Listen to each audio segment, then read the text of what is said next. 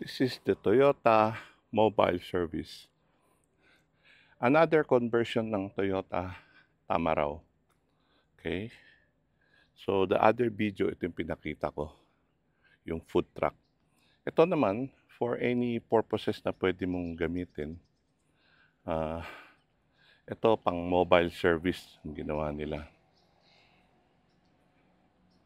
Ikutin natin kung anong meron siya. Tumaas na yung araw, kaya medyo late na.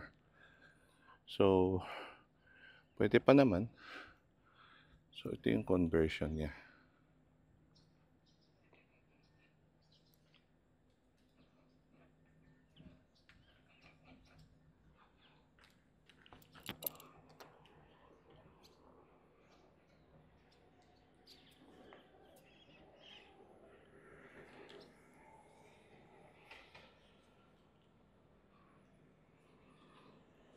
Meron siyang stepping board na isa dito. Another stepping board yan. Ang mga conversion na to, gawa to ng Toyota Mobility Solution. Ito yung Toyota company din to, pero focus sila sa mobility. So, pwede buksan to. Unfortunately, wala pang tao. Nakalock to. So, hindi natin mabuksan. Hindi natin makita yung loob niya. So, papakita ko lang yung labas niya. Sayang. Pero, we'll see mamaya. Kung may in charge na, baka makahingi tayo ng susi para mabuksan natin to. In the meantime, so parang wing van siya. Nabubuksan to both side. May lock siya. And then may storage din dito. We will look for person in charge later para request natin na mabuksan. Morning!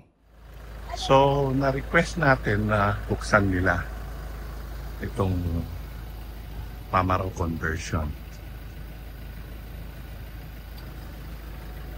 Pwede mo siyang fire extinguisher.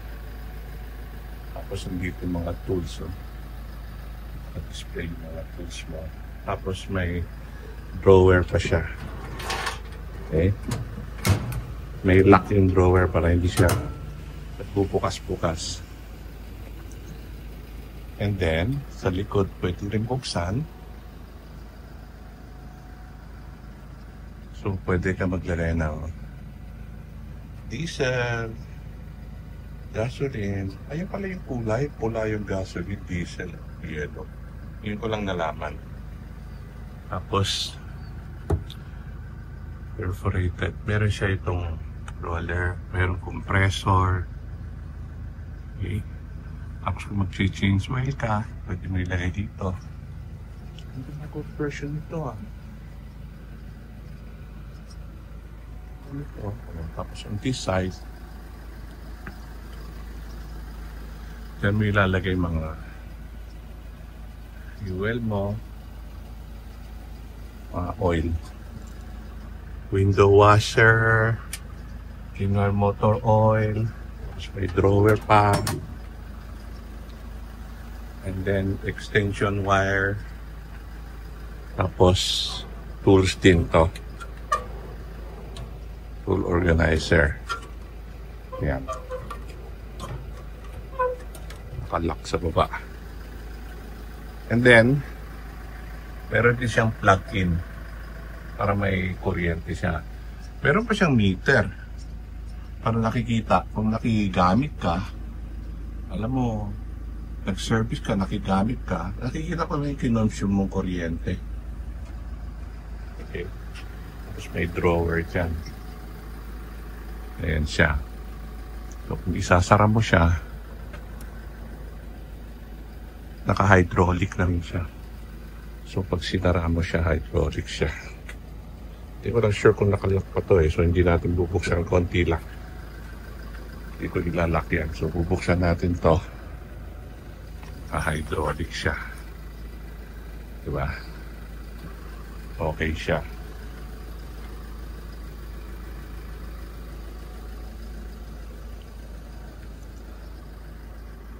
Yan siya, pati sa likod. Lahat ng pinto niya naka-hydraulic siya.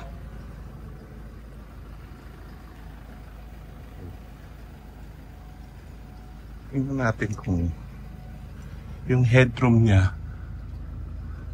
Yan, yung headroom. So talagang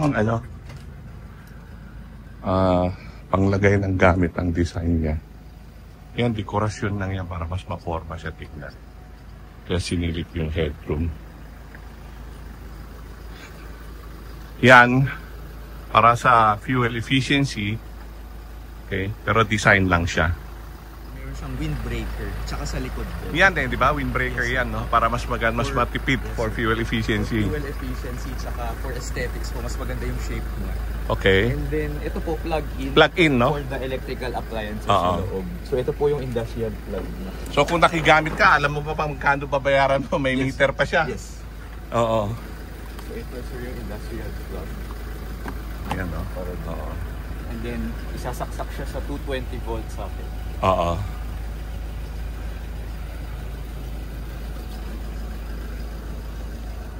So, in type, with locks, tapos with third brake light. Okay. And then we have step board dito sa likod so that pag naglagay kayo for example ng solar panel sa taas, you can access it or you can clean it. So kung Yes. ito para kung aakyat ka, Yes, sir. To access yung taas. kung Kasi access, pwede dito pwede maglagay ng solar panel, no? Oo. Okay. So fiberglass to. Yes. Okay. And so for protection sa tail light, meron din siyang tail light protector. May taillight protector. Oo.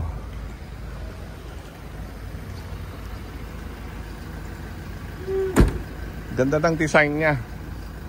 Oo. Yan, naka-unlock na siya. One side yung tools. And then sa gilid po, meron siyang side compartments. Up to 5 kilogram load capacity. Aha, so both side meron, Yes, no? on both Oo. sides. So this one, sir, pwede rin siyang maging food truck, mobile store, mobile car wash, and even a lechon delivery vehicle. So may mga inquiries sa amin, sir, for this one. Aha.